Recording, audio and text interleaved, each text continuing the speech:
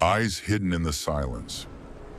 In a forgotten corner of America lies the small town of Ravenwood, known for its peaceful landscapes and tranquil atmosphere. However, the locals had one peculiar habit. They would lock themselves indoors and draw their curtains tight when the sun set, because there was something that roamed the woods of Ravenwood when night fell. Chapter 1. The newcomers Rachel and her husband Ben had decided to leave the hustle and bustle of the big city and settle in Ravenwood, believing it was the perfect place for a fresh start. The locals welcomed them warmly, saying, "You'll find peace here." Yet there was one thing that caught their attention. No one ventured outside after dark. On their first night, while Rachel sat on the porch, she heard a rustling sound coming from the woods. There was movement on the edge of the forest, but the darkness made it hard to see what it was.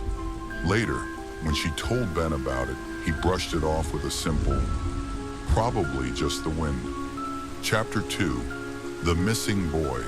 One evening, young Tommy from the town went off on his bike into the woods, but he never returned. The next day, the town was eerily quiet, even more so than usual. When Rachel learned of Tommy's disappearance, she went to the local market to ask about it. An elderly woman whispered, "The eyes of the forest are always watching, but refuse to say more." That sentence lingered in Rachel's mind. The eyes of the forest. Chapter 3. Into the Forbidden Woods. Curiosity got the better of Rachel, and she decided to venture into the woods herself to understand what the town feared.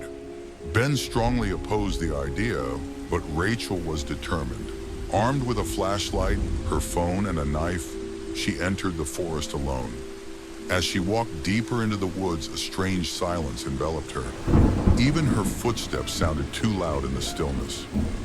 After a while, Rachel noticed strange symbols carved into the trees. Suddenly, she heard a rustling noise from behind.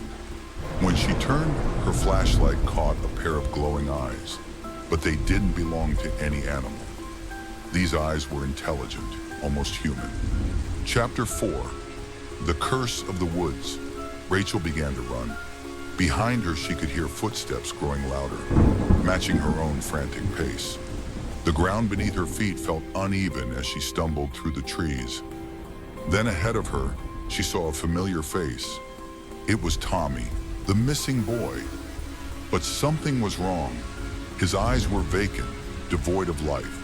As Rachel stepped closer, she realized that something else was moving behind him. A tall, grotesque figure emerged from the shadows. It resembled a human, but its face was something no human should possess. Rachel ran faster, but the creature was close now. Her breath came in a ragged gasp, and she knew it was only a matter of time before it caught up with her. She tried calling the police, but there was no signal. Chapter 5. Eyes Hidden in the Silence. Rachel stumbled out of the woods and found Ben waiting for her, panic in his eyes. But even as she ran to him, she could feel something was still following her. The next day, the local sheriff began an investigation into Tommy's disappearance, but the townspeople remained silent. No one would speak of what happened in the woods. Rachel and Ben decided to leave that night, packing their belongings in haste. As they drove away, they glanced back at the edge of the forest. There, in the darkness, they saw hundreds of glowing eyes watching them. When Rachel looked into the rearview mirror, the dark figure from the woods reappeared, its eyes fixed on them. As they drove faster, Rachel understood one thing. Ravenwood wasn't just a town, it was the heart of a curse.